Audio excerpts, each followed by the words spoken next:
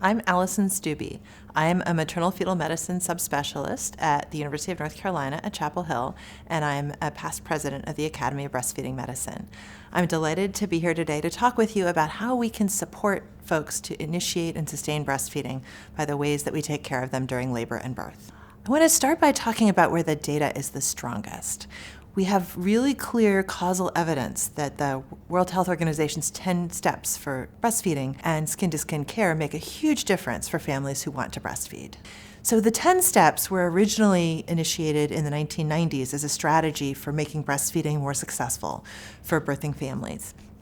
They were revised recently, and they comprise a number of different components. Some of them are about hospitals adopting particular practices, and others are about how we manage families during labor and birth. And I want to talk today about the strong evidence that the 10 steps make a huge impact on breastfeeding outcomes. So these are data from the PROBIT study, which was a randomized controlled trial in 34 birthing hospitals in Belarus in the 1990s. In this study, some hospitals implemented the 10 steps and other hospitals continued to provide usual care. All of the patients who were enrolled were planning to breastfeed.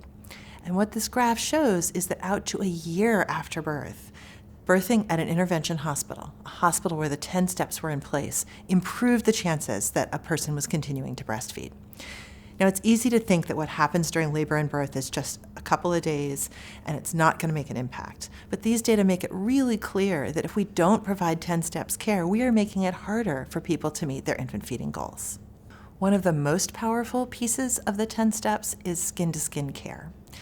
So we know that when a baby is placed skin to skin immediately after birth and spends time there until they initiate their first feed, that child is more likely to be breastfeeding at discharge from the hospital and all the way out to a year after birth.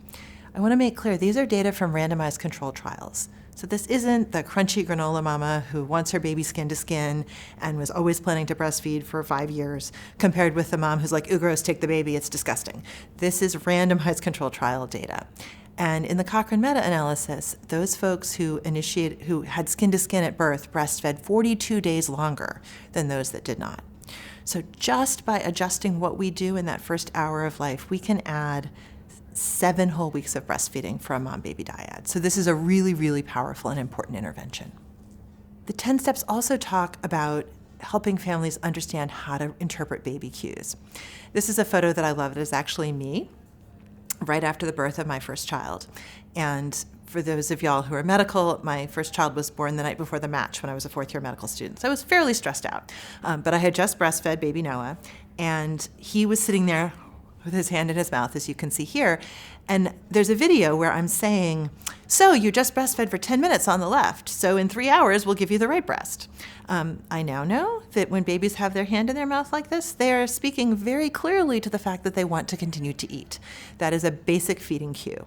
But I had no idea. And disappointingly, the nurses taking care of me and the doctors didn't say, well, actually, his hand is in his mouth because he wants to eat again. So as clinicians who are present when babies are first born, we can just give that little piece of information and say, hey, this means feed me. Your baby's already talking to you. Go ahead and offer an additional feed. By the time my third kid was born, I knew about feeding cues, and I knew I should take a picture so that I'd have them for breastfeeding talks. So this is baby Max, clearly cueing that he wants to eat. And one of the really useful concepts I share with families is this idea that your baby has a fuel gauge. This is empty, hands and mouth. This is full. This means I might want dessert. And so if babies have their hands up around their face, that's an early feeding cue. And it's important for parents to know that if you wait until the baby is crying, it's kind of like when you're really, really hangry and you go to the grocery store and you buy a bag of Doritos and you eat them while you're walking through the store because you're so hungry.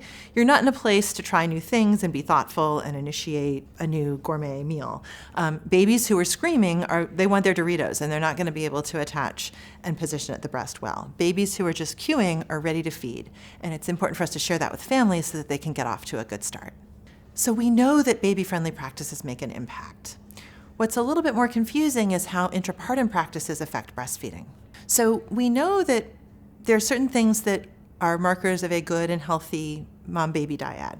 So folks who go into labor on their own, who have continuous support, minimal intervention, are able to birth without pharmacologic pain management, have a spontaneous vaginal birth, and start breastfeeding early, all those things are really good for humans. They're also really good for breastfeeding. Conversely, induced labor, laboring alone, really long labor with lots of IV fluids, pain medications, pushing for many hours, a C-section, delayed starting to breastfeed, and going to the NICU are all not great for breastfeeding. What's tricky is because these things tend to cluster together, it can be really hard to tease out whether if we change what we do, for example, if we give less IV fluid, will we produce better breastfeeding outcomes?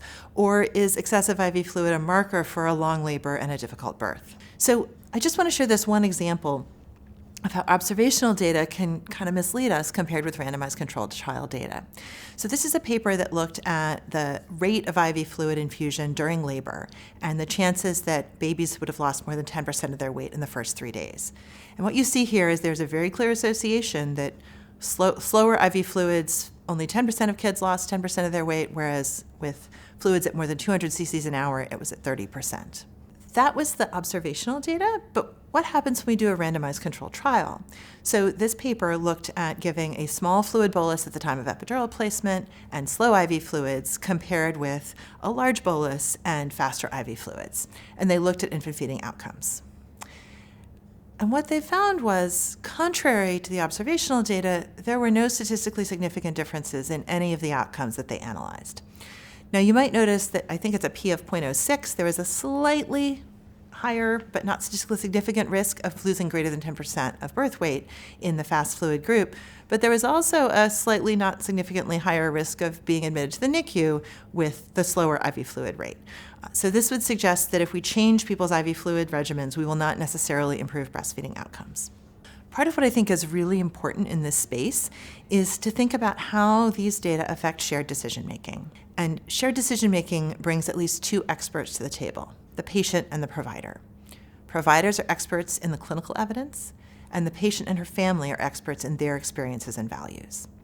So once upon a time, we used paternalistic models where, at least in theory, the doctor would say to the patient, "I am the doctor, this is what you should do." And the patient would say, "Of course, doctor," or at least would not have an option to be offered anything else. It might not do what the doctor said, but the doctor was the boss. Then we went to an informative model that said, well, we'll give the patient different options and we'll ask them what they would like us to do. But that's not necessarily helpful because the doctor knows a lot of things that the patient may not necessarily know. A shared decision-making model is about asking patients about their values and preferences and then sharing information and recommendations. So how might that look around intrapartum practices? So we might say to a patient, what have you heard about pain management in labor? And if the patient said, I want my epidural in the parking lot, I'm terrified of pain, and there's no way I will do this without an epidural, we probably don't want to say, well, there's some studies that suggest that epidurals are bad for breastfeeding, so maybe you should, be a little braver. That's not helpful. Conversely, if the patient says, I'm really excited about the prospect of having an unmedicated birth, and I'm going to have a doula with me, and I'm wondering what other steps I can take, then we can talk to her about ways to support that. But when we try to tell patients this is what you must do, we aren't helpful to them, and we're disrespecting their lived experience. So when we think about the kinds of information we have about how labor and delivery affects breastfeeding outcomes, the data we use depends on the question we're trying to answer. If we want to triage, if we want to figure out which mother-baby dyads need the most support, then observational studies are a very reasonable place to go. We know from those data that if you got a whole lot of fluid in labor, your baby was more likely to lose a fair amount of weight. And it doesn't matter whether it's causal, it matters that we need to pay attention to that mother-baby dyad. If we want to change policy, if we want to change the admission orders so that we're writing folks for 50 cc's an hour instead of 125 cc's an hour as our standard of care, we better do that randomized controlled trial and make sure that that's going to have the effect that we want. And lastly, when we're talking to individual patients, we really need to personalize that information based on that patient's values and expectations and lived experience, rather than say, well, the study says, so therefore this is what you must do. So in summary, 10 steps care during the maternity state improves outcomes, and we should all be striving to implement 10 steps care. Skin to skin is simple, free, and evidence-based, and it's good for mothers and babies.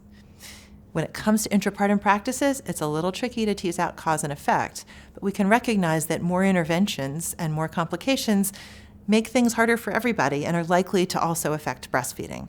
And so we want to target our support for those folks. And I think most importantly, the experiences that women and infants have around pregnancy and birth affect them for a lifetime, and we're in an incredibly privileged position to be a part of that experience. Thank you.